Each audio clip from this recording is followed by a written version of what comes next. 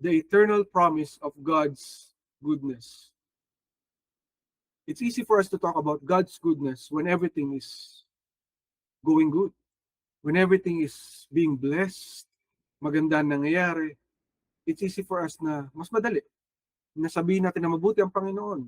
Kaya karamihan din sa mga bagong tanggap sa Panginoon, yung mga maiinit na tinatawag, ay grabe po. Kung purihin nila ang Panginoon, kung sila po ay maging active sa Panginoon, ganoon na lamang.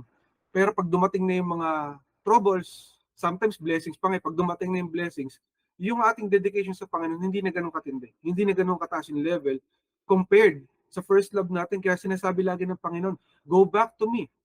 Bring back your first love. Ano yung unang pag-ibig mo sa ating Panginoon? At makakaintindi rito yung mga nagkaroon po ng asawa, ng kabiyak.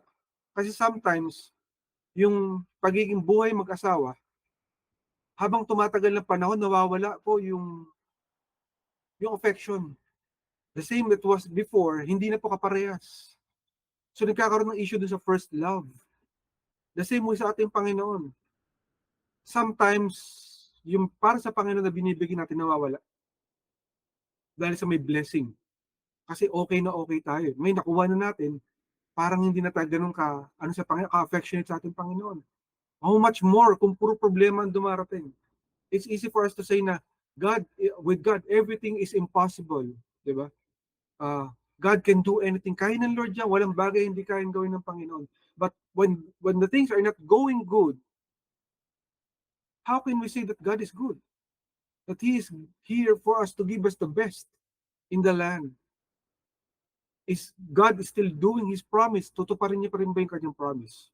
So nagkakaroon tayo ng parang doubt, ng pag-iisip. Teka, Lord, totoo ba to? Mangyayari ba to? If the things that we are looking for is not happening, it is somehow sometimes the reverse or the opposite nung pinangako ng Panginoon, then sometimes we do question in our hearts, in our minds. Teka, Lord, nasan ka? Mangyayari pa ba itong mga sinabi mo? Diba? And let's check yung binigay sa atin ng verse ng Panginoon dito. In Psalm 27:13-14, in the New King James Version, it says, I would have lost heart unless I had believed that I would see the goodness of the Lord in the land of the living. Wait on the Lord, be of good courage, and He shall strengthen your heart. Wait, I say, on the Lord. So, sinasabi dito ng Panginoon na dito technically, this was with David. He was waiting for the Lord. And during that time frame in his life, it was hard to understand na may gagawin ng Panginoon. Kasi impossible eh. For so many years, wala pong ginawa si David kundi tumakas. Kasi hinahabol siya ni King Saul, para patayin. Even if mabuti ang kanyang ginawa, parang kabaliktaran yung nangyayari. And may mga tao na hinuhusgahan siya. Na sinasabi na kaya nangyayari sa iyo kasi rebelde ka. Hindi ka sumusunod sa hari. Pero that was the opposite of what's happening in the heart of David. So hindi niya makuha. Pero itong ginawa ni David, imbis na magalit siya, magtanong siya sa Lord, ang sinabi niya, I would have lost heart unless I believed. Because I believe that I would see the goodness of the Lord in the land of the living. So encourage sa sarili niya, be of good courage. For He shall strengthen your heart, David. Kinakausap niya kanya sarili. Huwag ka mawala ng pag-asa. Sapagkat makikita mo pa kabutihan ng Panginoon sa ating mundo. Sa harapan ng mga taong nabubuhay, ipapakita ng Diyos na siya ay buhay. Sapagkat buhay ang ating Diyos, hindi siya patay. So kapatid, there are times in our lives that we will have experiences that we might think na, teka, agagaling ko lang sa ganito, ito na naman, may another problem na naman. Ito na naman, last month, may problema kami sa finances. Ayun, this month, another na naman. Hindi na natatapos, di ba? We tend to question, why? Lord, why? Lord, why are you allowing these things to happen? And here we are with David, giving us a preview ng kanyang buhay. Hindi madali. Hindi madali. Bakit? Madalas wala silang kakainin. Kasi takbo sila ng takbo eh. Madalas wala silang titirahan, wala silang bahay na masisilungan. Madalas hinahunting sila kahit saan sila magpunta. So natuto po si David na maging isang tulisan. Takbo rito, takbo ron, akyat dito, akyat doon kasi hinahunting siya. Even if wala siyang ginagawang masama. He was still serving the Lord. Preaching to the people, telling them that God is true. And right now, in this very context ng salita ng Panginoon, he was preaching to himself through the Spirit of the Lord. He did not even know it. Sinasabi niya rito, be of good courage. Kasi napakahirap ng kanyang pinagdadaanan. Just like with the people in the promised land. Nung sila po'y nakaligtas po sa Pharaoh ng Egypt, sa Paraon ng Egypt, paglagpas nila sa Egypto, they might have been thinking na okay na to kasi hinati ng Lord ang dagat, okay na, we are going to the promised land, easy peasy. Wala na mangyayaring problema. But no, when they came there, apakahirap, ang daming kalaban. And nung makita nila, they made a report kasi sabi ni Moses, Joshua, Caleb, go to the land, spy on the land, check on the land, and so that we will know what's the situation. Of course, the promise of the Lord was to give them the promised land. Ibibigay ang promised land. Sinabi ng Lord yun. Done na yun. Pirmado na ng Panginoon. Pero nandun sila, when they heard the report, nako, ang lalaki ng mga kalaban, mga higante. Hindi natin kakayanin, meron silang walls. Wala tayong catapult. Yung catapult, yung mga machine ng unang panahon na may mga batong malalaki para bumasag ng mga kastilyo, ng mga palasyo. Wala silang ganun. They didn't have much weapons, just like the enemies. And these are giants. Malalaking tao na malalakas, na may weapons, na trained for war. City per city na pupuntahan nila, ganun ang sitwasyon. So when they heard the report, nawala ng pag-asa yung mga tao. Sana hindi na lang tayo umalis doon. Sana dito na lang tayo para hindi na nangyari to. Pinahirapan nyo pa kami, Moses. Papatayin nyo ba kami? Sana nandun na lang tayo sa Ehipto, okay na maging slave.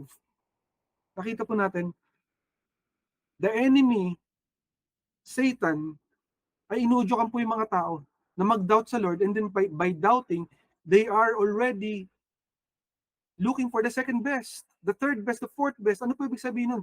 The Lord has the best thing for all of them, the first best, the plan of promise, the promised land, the land of milk and honey. Pero natakot sila. Naunahan sila ng takot kasi ang tindi ng report. Totoo naman yung nakita mong report. Physical, by your own eyes, by your own senses, you can understand that this is a dangerous situation. Why? Higante yun eh. Why? They are warlords. Kinakatatakutan ng mga lahat at gumapi ng maraming kalaban. Capable to destroy anyone. And yet what God was teaching Israel, kapatid, and all of us today in our timeline, is to look into the supernatural. Kapatid, when you become born again, when God calls you to be His son or daughter, kapatid, you're now not anymore looking at the physical. You are looking at the supernatural. It's impossible in your eyes, yes. Sabi ni doktor, ganito na mangyari, wala na mangyayari. Sabi nung kasera ko, palalayasin na. Sabi nung school, hindi na ako makakapasa. Sabi nung trabaho, terminated na. A lot of things that we can hear physically, and that's the reality of life, kapatid. But God is telling us today that we will still see the goodness of the Lord in the land of the living, the eternal promise of God's goodness. Pangako yan ng kapatid ng ating Panginoon, that He will do it. And yet it was hard for the Israelites to see because they are fighting an impossible enemy. Kapatid, meron ka bang impossible enemy? Sakit ba yan? Karamdaman ba yan? Na impossible? Pwede bang problema yan sa budget? Sa mga pangbabayad ng bills? Meron ka bang pinagkakautangan na hinahabol ka? Meron ka bang tao na walang ginawa kundi ipahamak ka at gusto kang saktan or something? The Lord knows. When He made those promises, Hindi niya pinramise kasi alam niyang, ay, imposible to, posible to. No. Dineclare na ng Lord that this is done. It is finished. When He was nailed on the cross, nung pinako ang ating Diyos sa krus ng Kalbaryo, sabi niya, it is finished. Hindi sinabi na, teka lang, wait lang, meron pa tayong gagawin dito kasi kulang pa. No. Ang sabi niya, it is finished. It is done. I've done my part. It is done, my son, my daughter. So kung naniniwala ka sa Diyos na siya ay buhay at naniniwala ka sa kanyang mga pangako, then maniwala ka, kapatid, na mabuti siya. And that He wants the best for you and me. Na mahal ka ng Lord, that no matter what you are seeing with your own eyes, it's impossible as it may seem, that God has a way to get you out of that danger, of that trouble, of that fire.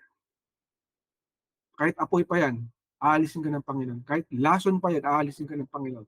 Ililigtas ka niya kung ganyan ang kanyang kalooban. Walang makakapigil sa ating Panginoon. So remember, God's eternal promise of goodness. Sapagkat ang ating Panginoon ay mabuti. At kapag sinabi niya yan, gagawin niya yan. So yung binigay sa atin ng Panginoon na focus point for today, God's promise is an unexpected future. Binigyan tayo ng Panginoon ng ating pangako na galing sa Kanya ng isang expected future. Ano yung expected future? Isang kinabukasan na mabuti. Sapagkat ang Diyos natin ay mabuti, meaning, meron din siyang pangako mabuti para sa iyo, sa iyong pamilya at sa iyong salinlahi. This is His promise. Pwede lang tayong umayaw o umalis sa Kanyang mga pangako. Tayo ang pwedeng umalis doon. Pero siya hindi aalis. Sa pag sinabi niya, gagawin niya. Pero tayo pwede tayong kumalas sa Lord. Alam mo ba yung kapatid? Pwede tayong mag-backslide, pwede tayong magkasala, pwede tayong magkamali. Or pwede tayong maniwala sa pangako ng kaaway, hindi sa pangako ng Diyos.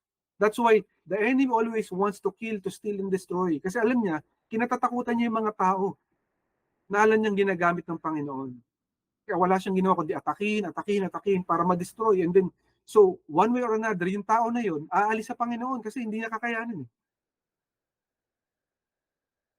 But if we will remain in the Lord our God, then our God is our protection. Magtiwala tayo na may gagawin siya. Because His promise is an expected future. Kapatid, pag ikaw binagsabi ng future para sa anak mo, kunwari may anak ka, o mayroon ka pamangkin, may pinangako ka, papangako mo ba sa kanya masamang bagay? Yung bagay na hindi maganda.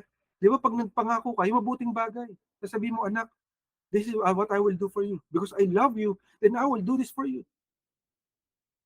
I will work on this to give this for you. Because I love you. Ganun din ba sa asawa mo, pag nangako ka, masasamang bagay ang papangako mo? Ganito po ang ating Lord. When He gives us a promise, it is a promise of righteousness, of goodness, of good things, sapagkat mahal niya tayo. Magagandang bagay ang pangako niya para sa ating lahat. Kaya nga, di ba, merong verse, no, in the Bible nagsasabi na, surely goodness and mercy will follow me all the days of my life. In Psalm 23, surely goodness and mercy will follow me all the days of my life. Ilagay mo ron, all the days of my life. Kasi ganito po yung sinabi ni David sa kanyang sarili. Nung puro trouble ang dumating sa kanya, paulit-ulit, sunod-sunod, year upon year, pataas ng pataas yung level ng mga pagsubok, parang hindi natatapos, hindi nauubos. Sinabi niya sa sarili niya, surely your goodness and mercy will follow me all the days of my life. Hindi sinabi ng Lord na hindi magkakatrouble. Hindi nang pinangako ng Lord. He said, sabi niya, di ba? In this world, you will have troubles. But I have overcome the world. At sino ang ating tatay? Ang tatay natin ang ating Panginoon. At dahil siya ang ating Ama, if He has overcome it, He will also help us overcome the world. Tutulungan niya tayo malagpasan ang ating mundo. Na makatakas tayo, makalagpas tayo, masarosolusyonan yung ating mga troubles. Because He wants to give us an expected ending. Matino at maayos na katapusan. Na future, na kinabukasan. May pangako siya sa atin sapagkat mahal niya tayo. Ganun na ating Panginoon, kapatid.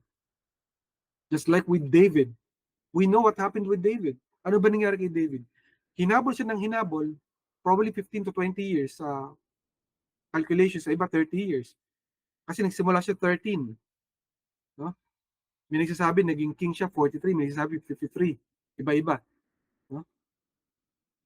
We're not sure with the numbers kung ano talaga yung saktong number kung kailan siya nakabalik, naging hari. Kasi pinangako siya maging hari, bata pa lang siya, 13 or 10. Nung pinatay niya si Goliath, naalala po natin, di ba?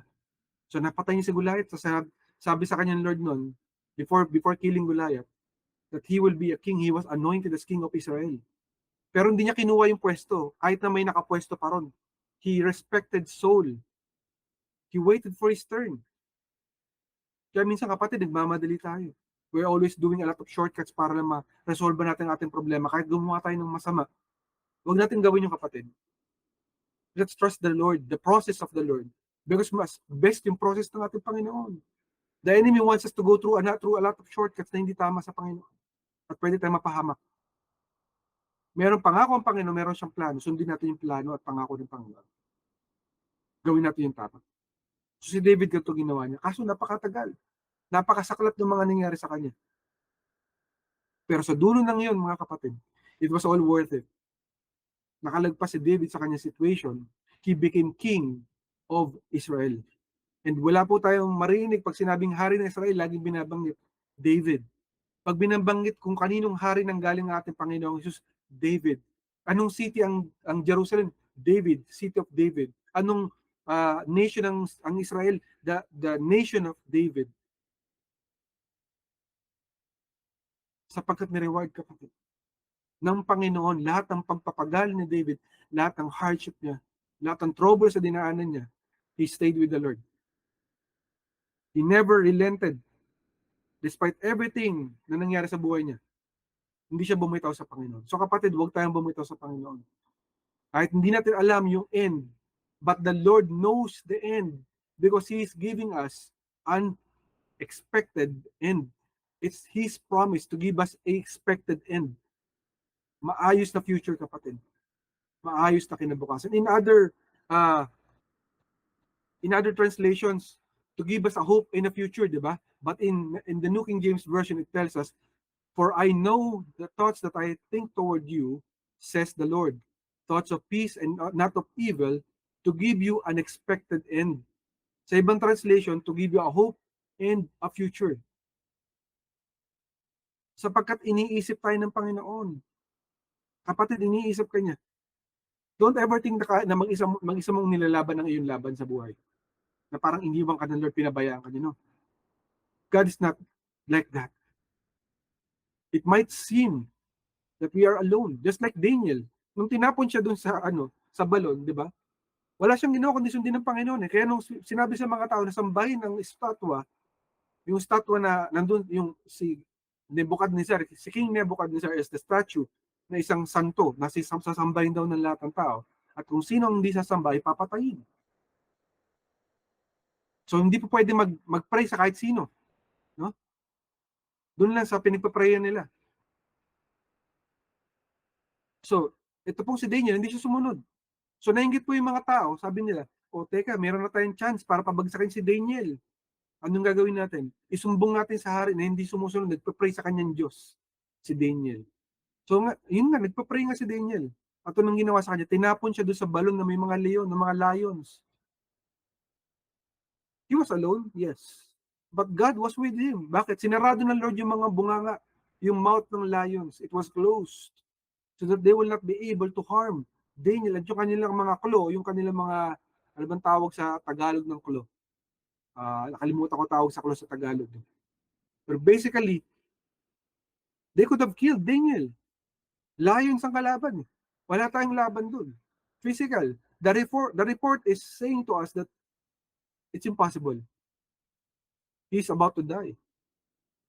Kaya yung hari, yung problema yung hari, best friend ko ni Daniel. Hindi siya makapaniwala paano nangyari to. Kaya kinaumagahan pagkatapos ng isang araw, takbo na agad yung hari doon sa may balon. Daniel, iniligtas ka ba ng Diyos mo? Has your God rescued you? Has your God saved you? Ano po sagot ni Daniel? Mahal na hari, hindi po ako pinabayaan ng aking Panginoon. He closed the mouth of the lions. Hindi natin nakikita minsan ng Panginoon sa buhay natin. May mga situation na nararamdaman natin parang wala, parang mag-isa tayo, lumalaban. But no, kapatid. In every situation that we have, the Lord is with us. We cannot survive without the Lord, kapatid. It's impossible for us to survive without Him. He is always with us, with all of us. So kapatid, huwag mong kalimutan na kasama mo ang Panginoon sa lahat ng laban mo. The eternal promise of God's goodness is with us. Sapagkat mahal ka niya, mahal niya tayong lahat. He's always good to us. Even if sometimes tayo mismo nagkakamali, nagkakasala sa Panginoon, siya hindi nagkukulang. He's still waiting for us to bless us, to love us, to show His kindness sa buhay natin. Yung takeaway na binigay sa atin Panginoon dito, number 1, God's sure promise is also a covenant. Tandaan mo kapatid, yung pangako ng Panginoon is isang covenant yan. Hindi po yan pangako lamang. When you say covenant, it means kasunduan, a contract, an agreement between you and God. So when it says that this is His promise for you, that He will be good to you in the land of the living, that you will see the goodness of the Lord in the land of the living, He will do it. Impossible it may be for you and me, but in the eyes of God, no. He will do His promise. It's a covenant. Pinirmahan niya na to. Sabi niya, it is finished. Paano niya pinirmahan? Nakapako siya sa krus sa kaganyan. Yung kanyang mga dugo para sa ating lahat. And God can do all things for us. Sometimes we think that our situation is impossible, na wala nang gagawin ng Lord. We feel, we see, we hear, no? Lahat imposible na. But with God, nothing is impossible. He can still do all things for us. Gagawin niya yan para sa atin. Kung sinabi niya, gagawin niya yan. Tandaan natin. Tandaan natin kapatid. Just like with Israel right now. Let's look at their situation. Hinostage yung mga kababayan nila. At buong mundo, pinagtatawanan sila. Galit na galit sa kanila para ubusin sila. Ano sinasabi? Kasalanan ng Israel. Kawawa mga Palestino na nag-squat sa lugar nila at kinuha, pinagpapatay yung kanilang mga kababayan na Israel. But have we even thought about it? Inisip ba natin kapatid, na hinayaan ng Lord na mangyari sitwasyon para ipakita niya ang glory niya sa buong mundo? Na hindi niya pababayaan ang kanyang bayang, Israel. It's like with you and me.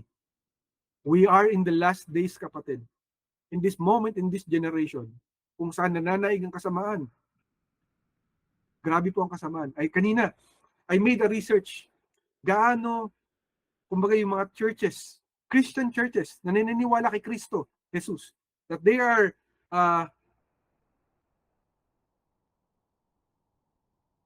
parang nagpapanggap, no? They are telling everyone that they are Christ-centered churches, and yet they are accepting LGBT couples in their church. I looked at Wikipedia, hindi ko mabilang, sobrang dami. Sobra ako nasadin, nalungkot ako. These people are telling that they are a church of Christ, and yet they're not following Christ. They're declaring that the word of God is null and void, and there is a new paradigm that we have to accept these communities to the church. We're not here to judge anyone because this is not about judgment. This is about the word of God. Kailangan po manaig ang righteousness sa bayan at sa templo ng Diyos. And we who are bringing forth the word of God of righteousness sa bayan, when you have not abandoned God sa panahon, sa generation, sa season, kung saan napakaraming nagmamak sa Panginoon, telling people that there is no more God, telling people na walang ng Diyos. When you have not abandoned God, sa tingin mo i-abandon ka ng Lord? That's not the character of the Lord. Because God, His promise is a covenant. Pinangako niya yan, gagawin niya yan. The eternal promise of God's goodness, put it in your heart, kapatid. When all you see is darkness, puro kadiliman, puro problema, puro trouble, when the enemy comes to you as a flood, remember that the battle belongs to the Lord. And that He loves you more than you can ever imagine.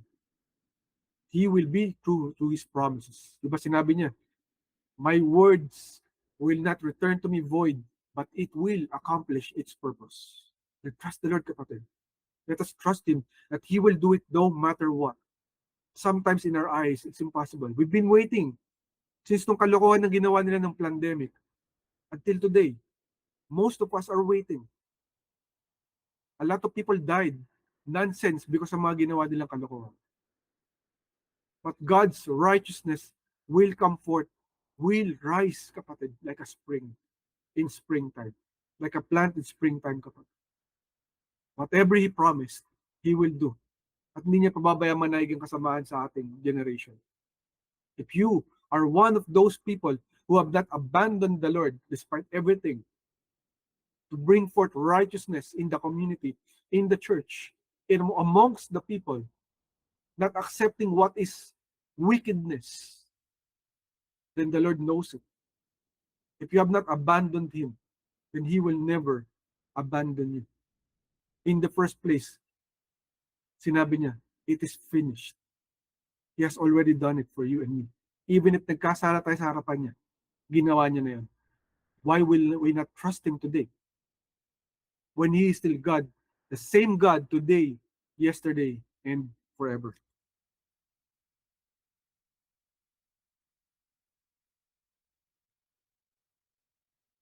In 1 Corinthians 11:25, sa CSB version of the Holman Christian Standard Bible, it says, in the same way, after supper, He also took the cup and said, this cup is the new covenant established by my blood.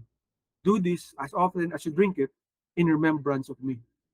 Tanda natin, kapatid, when we do the communion, when we drink the wine of the Lord, when we eat of the bread of the Lord, the body of the Lord, no, and the blood of the Lord, remember that this is a new covenant.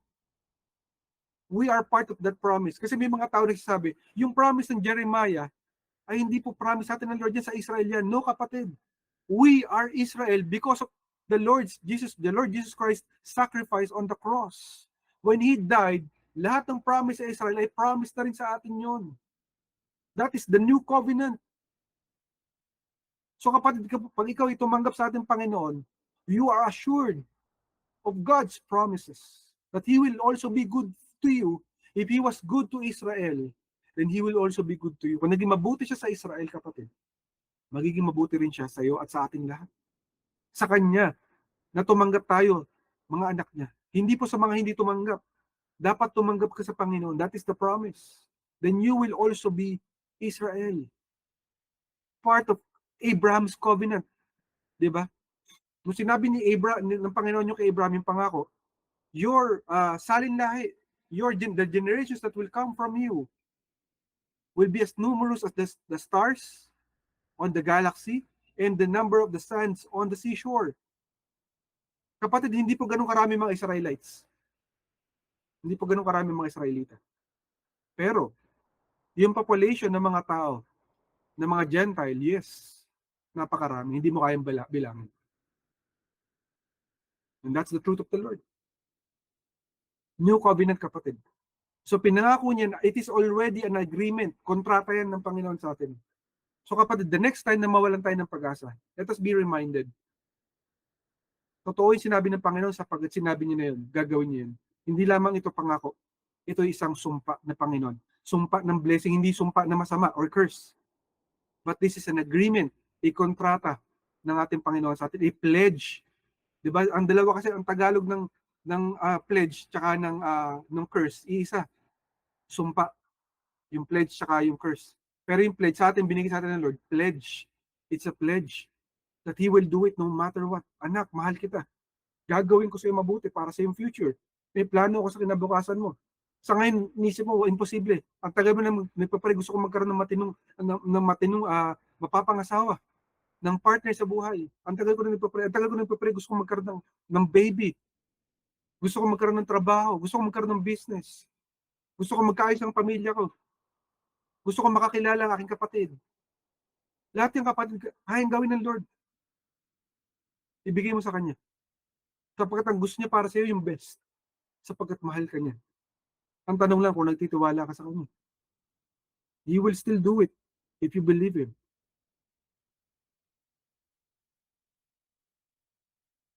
And in Romans 8:32, in the New King James Version, it says, He who did not spare his own son, but delivered him up for us all, how shall he not with him also freely give us all things? So, kung binigay ng Lord ng kanyang buhay para sa ating lahat, bakit natin siya kino-question na kaya niyang gawin yung imposible? Yung best para sa atin. The best is yet to come. Troubles lang ba kayang bigyan ng Panginoon? Sakit lang ba? Problema lang ba? Yun lang ba kayang bigyan ng Panginoon? No. Mahal niya tayo. So, paano niya tayo minahal nung binigay niyang buhay niya sa krus ng Kalbaryo?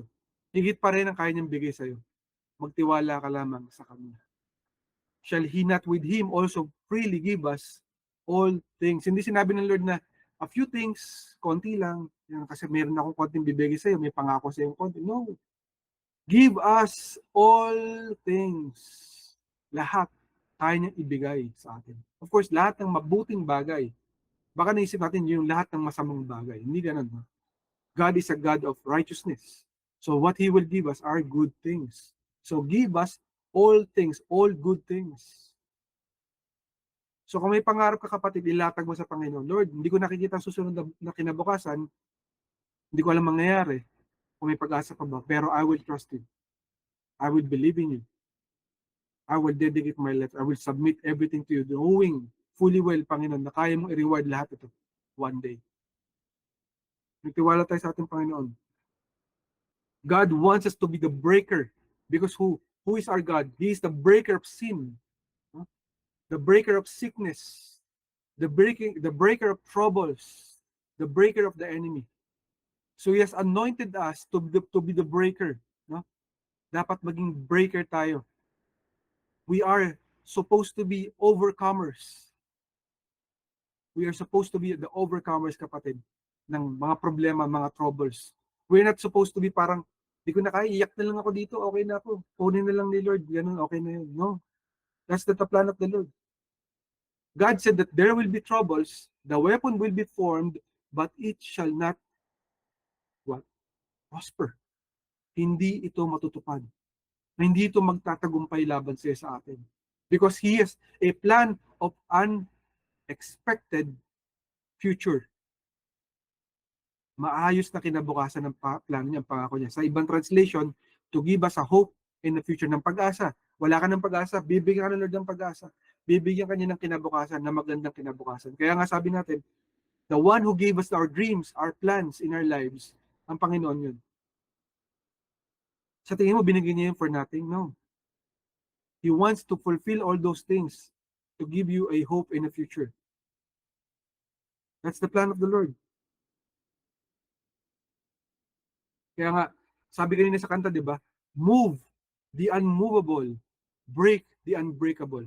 We are here, kapatid, mga anak ng Diyos, to move the immovable and to break the unbreakable. Hindi sinabi ng Lord, bibigyan niya tayo ng madaling problema. Hayaan niya ang kaaway na atakin tayo, nang bibigyan natin ng kapgapisong problema or gatiting na problema. No. He allowed it for what? So that He will be able to take the glory for Himself. And so that people will, when people see you, know you, that they will say na, ay, that's a miracle, himala yan. Kaya nangyari yan dahil sa Panginoon. Hindi sa sarili niyang kakayanan. Hindi sa sarili niyang gawa or galaw. It is all because of the Lord. Hindi po dahil sa atin. As we said kanina a while ago, binigay sa ating message ng Panginoon, this generation, the last day generation, na napakarami masasamang tao, that they mock God. They think na pwede nilang pagtawanan ng Lord, that they can create a church, ilagay nila yung gusto nilang gawin. Diba? You can have a gender of an animal, you can have a gender of a thing, diba? Kaya nga meron ng yung tinatawag na you have no gender whatsoever. Whatever you want. Do whatever you want. Whatever makes you happy. Di ba si Satan ganito yung kanyang plano? Ba't di mo gawin yung gusto mong gawin, Eva? Ba't di mo gawin yung gusto mong gawin, Adan? Make yourself happy. Bakit hinahaya mo limitahan ka ng Diyos Ama? But no, this is not the plan of the Lord. And in this generation that God requires righteousness among His people, God sees everything. And kapatid, naisip mo ba na sa laban na to, that you are the last days plan of the Lord? You and me, all of us. You are the last days plan of the Lord. At nagtataka ka, bakit ang daming pagsubok, ang daming trouble, ang daming problema? Because God wants to show everyone na itong anak ko na to, despite everything na pinagdaanan niya, nakaligtas siya. Nagtiwala siya sa akin at niligtas ko siya. Itong anak ko, pinagmamalaki ko sa inyo lahat. Just like what happened with Job. Pinagtawanan na siya ng lahat, tinalikur na siya ng lahat, and yet stayed on the Lord.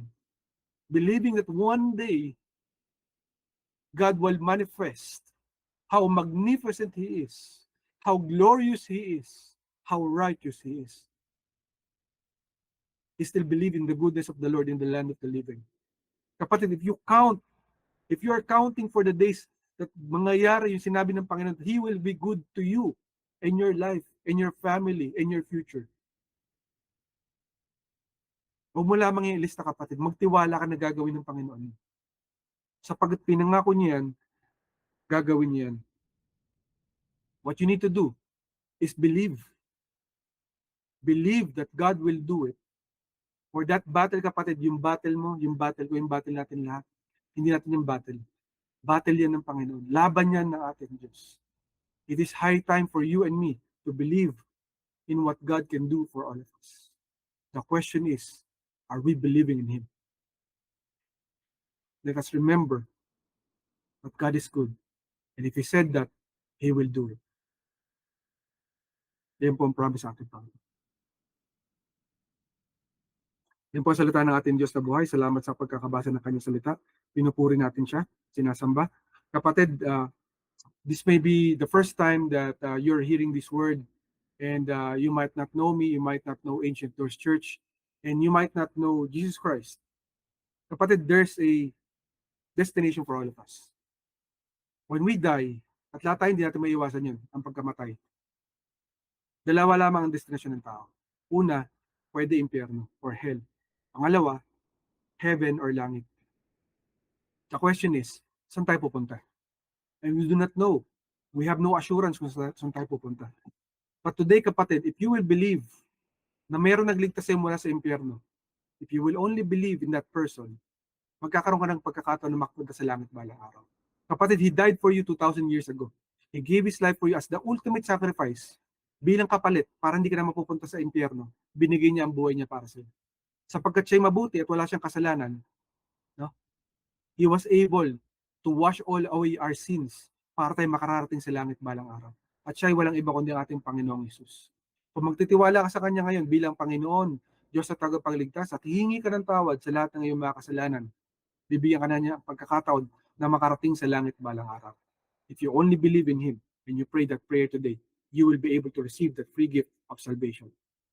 If you want to do that, kapatid, I ask you, pray with me, with all your heart, with all your soul, with all your mind, and repent of your sins. Then the Lord God, Jesus Christ, will save you today.